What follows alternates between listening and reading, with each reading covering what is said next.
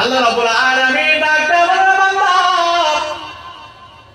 এমন কাজ কেন তুমি করলা?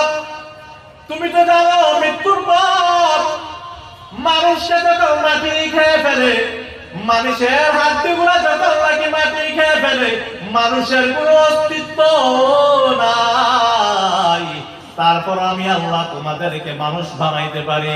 আরে বান্দা কেন গো তুমি এত বড় কাজ করে নিলা?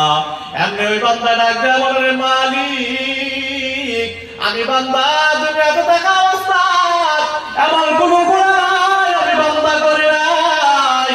আমি বান্দার ভিতরে ভয় ঢুকে গেল, আমি বান্দা ভয় পাইতেছি যখন নাকি আমি বান্দা দুনিয়া থেকে বিদায় নিয়ে নিব, না জানি তুমি আল্লাহ আমাকে জাহান্নামে দিয়ে দেন কিনা।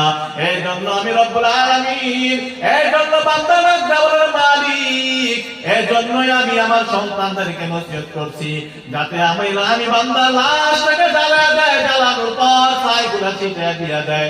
রব্বুল আলামিন আমি যাই করছি না কেন রে মালিক, সবগুলা করছি একমাত্র তোমার ভয়ে, তোমার ভয়ে।